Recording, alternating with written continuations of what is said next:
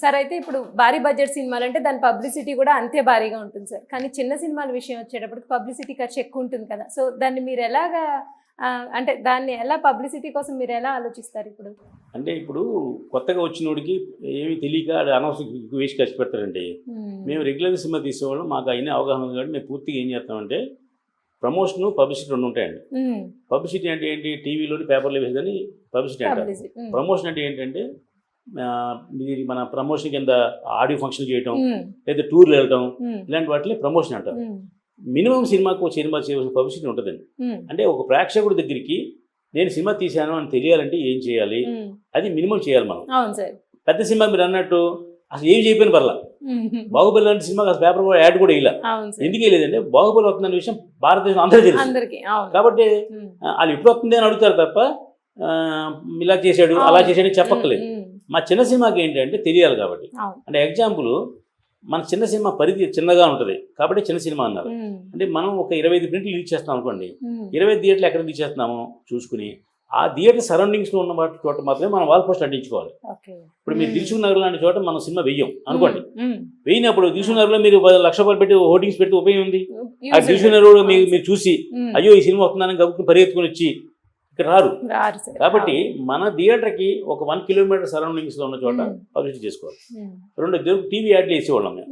పెద్ద సినిమా అంటే బడ్జెట్ ఉంది కదా, దానికి ఎంత ఖర్చు పెట్టినా పర్లేదు. టీవీ యాడ్స్ వల్ల ఇదివరకు జనం బాగా వచ్చేవారు, ఇప్పుడు జనం రావట్లేదు. ఎందుకు రావట్లేదంటే వ్యాపారం చేసేవాడు, ఉద్యోగం చేసేవాడు వీళ్ళందరూ పొద్దున్నే ఆఫీస్కి వెళ్ళిపోతే సాయంత్రం ఇంటికి రారు. వాళ్ళకి టీవీలు చూడరు, యాడ్లు చూడరు. టీవీ యాడ్లు ఎవరు చూస్తారంటే మీలాంటి మహిళలు ఇంట్లో కూర్చుని సీరియల్స్ చూస్తారు. సీరియల్స్ చేసే దాంట్లో టీవీ యాడ్లు రావు.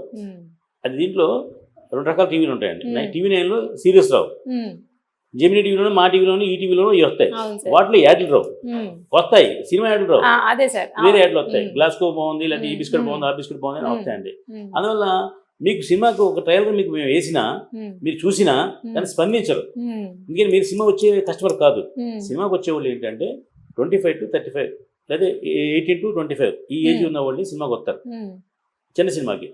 మీరు ఎప్పుడు వస్తారంటే అబ్బో ఇదేదో ఓతంటి తీర్పంట, ఓ అబ్బో ఇదేదో చాలా బాగుంది అంటే వాళ్ళు చెబితే మీరు వస్తారు తప్ప, లేకపోతే మీరు థియేటర్ కదిలి రారు. ఎందుకంటే ప్రతిరోజు ఒక టీవీలో అంటే జెమినీ టీవీ, మా టీవీ, ఈ టీవీ, జీ టీవీ ఇలాంటి టీవీలు అన్నీ కలిపి 25 మూవీస్ వస్తున్నాయండి టీవీలో. మీరు 25 సినిమాలు చూడటానికి మీకు టైం లేదు. రోజుకి 25 అంటే ఎక్కడ చూస్తారు మీరు? టైం లేదు. రెండోది ఇది కాకుండా ఆహా, నెట్ఫ్లిక్స్, అమెజాన్ లాంటి ఓటీటీ ఉన్నాయి, వాటిలో లక్షలాది వందలాది టీవీలు సినిమాలు ఉంటాయి. కొత్త సినిమా ఏమవుతుందో చూసి నెట్ఫ్లిక్స్ ఓపెన్ చేస్తారు, లేదా ఆహాలో ఏదో పెద్ద సినిమా అవుతుందంటే అది ఓపెన్ చేస్తారు, ఇది చూస్తారు. కాబట్టి మీరు మా కస్టమర్ కాదు, అసలు మిమ్మల్ని పక్కన పెట్టండి. అసలు మన సినిమాకి వచ్చే కస్టమర్ ఎవడంటే 18 to 30 ఉన్న ఏజ్ ఉన్న కుర్రోడు. ఆడు ఏదో సినిమా యుద్ధం చేసే కత్తి సినిమాయో లేకపోతే ఇంకో సినిమానో వస్తారు తప్ప మీరు అందరూ సినిమాకి రారు. అప్పుడు మనం ఏం చేయాలంటే మన టార్గెట్ ఆఫ్ ఆడియన్స్ ఎవరో చూసి వాళ్ళనే మనం టార్గెట్ చేయాలి తప్ప మీ ఇష్టం అన్ని పబ్లిసిటీ చేసి టీవీలు వేసేసి పేపర్లు వేసి యాడ్ చేయడం వల్ల ఉపయోగం లేదు. రెండోది ఏంటంటే ఇద్దరు ఆంధ్రజ్యోతిలో యాడ్ చేసేవాడు, అది ప్రతి యాడ్కి 60,000 రూపాయలు అవుతుందండి.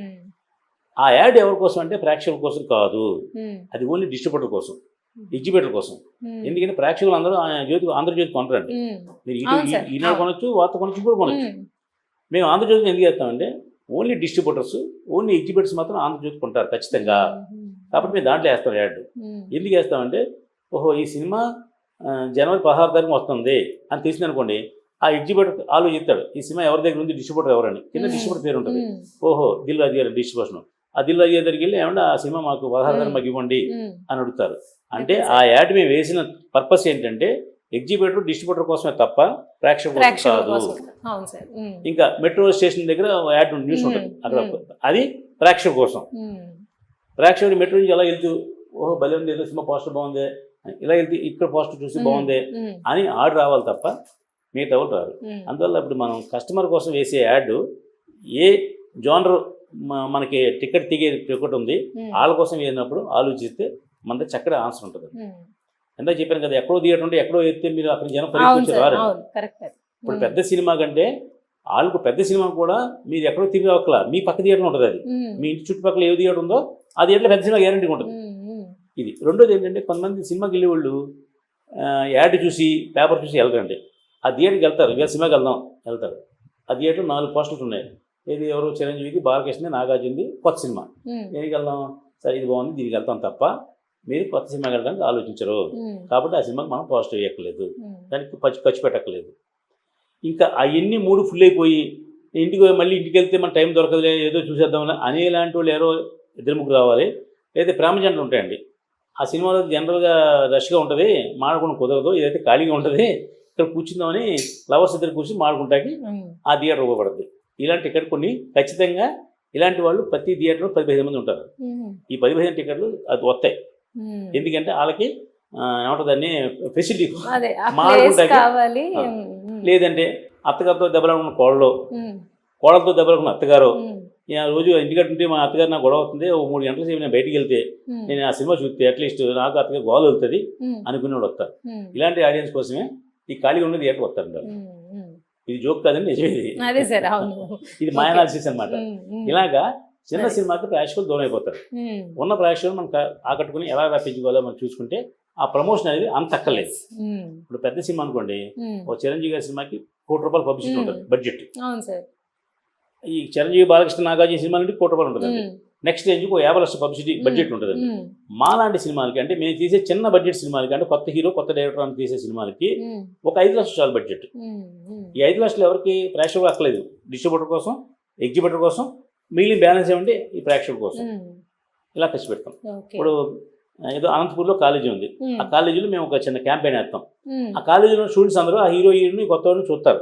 చూసి అట్లీస్ట్ ఆ 1000 మంది కాలేజీలో ఉన్న స్టూడెంట్స్లో ఒక 200 మంది అయినా అనంతపూర్లో థియేటర్కి వస్తారు. అయితే మనం చాలా మంది తెలియక తప్పేం చేస్తారంటే, అనంతపూర్లో మీరు కాలేజీలో క్యాన్వాసింగ్ చేశారు కదా, అనంతపూర్లో మీ సినిమా రిలీజ్ ఉండదు. అప్పుడు ఇంకా వేస్ట్ అది బుర్ర కోసం ఏంటంటే, అసలు కర్నూలులోనో అనంతపూర్లోనో ఇంకో ఊళ్ళోనో మీరు సినిమా రిలీజ్ చేసే ఉద్దేశం ఉందా, అక్కడ మీకు థియేటర్ ఉందా ఆలోచించుకుని అప్పుడున్నప్పుడు క్యాంపెయిన్ చేయండి. అనంతపూర్కి మీరు పబ్లిసిటీ చేసేసిన తర్వాత ఆడ వచ్చి విజయవాడ వచ్చి సినిమా చూడు సార్, ఈ బుర్ర ఉంటే సరిపోతుంది. ఇది ఏంటంటే మేము కొంచెం కొత్తగా వచ్చిన కంటే మేము కొద్దిగా సీనియర్స్ అవన్నీ ఆలోచిస్తాం. మేము మీలాంటి ద్వారా ఆ కొత్తగా వచ్చే అమ్మాయిలు ఎవరు ఉంటే చెప్తాం.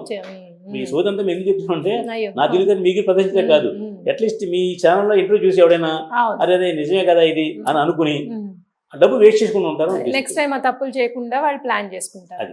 ఆ సలహా చెప్పడం కోసం మీకు నేను ఇచ్చే ఇంటర్వ్యూ, అది నా ప్రతిభ మీకు చూపించడం కోసం కాదు. సరే, అయితే ఈరోజు మీ మాటల్లో చాలా విషయాలు సినిమాల గురించి, అలాగే చిన్న సినిమాలు బ్రతికించడానికి మీరు పడే తాపత్రయం ముఖ్యంగా మీ మాటల్లో మేము విన్నాము. చాలా చక్కగా సాగింది సార్ సంభాషణ. థ్యాంక్ యూ అండి, ధన్యవాదాలు. నమస్కారం. మీ వల్ల, మీ ఇంటర్వ్యూ వల్ల అట్లీస్ట్ ఒక 100 మందికైనా ఈ పాయింట్ తెలుసుకుని వాళ్ళు తీసే సినిమాని చక్కగా ప్లాన్డ్గా చేసుకుంటే చాలు. ఇప్పుడు సినిమా తీయొద్దు అని అంటే ఎవరు వినరు, నువ్వు తీస్తున్నాను అడుగుతారు. కాబట్టి సినిమా తీయండి, ఫర్ ఎవర్ ఇండస్ట్రీకి అందరూ మీలాంటి రావాలి, బతకాలి. బతికేటప్పుడు ఏంటంటే కొంచెం ఆలోచన చేసి ఐడియాతో మీ జీవితాన్ని, మీ సినిమాని మార్చుకోండి. Thank you, me Ramakrishna. Thank you sir.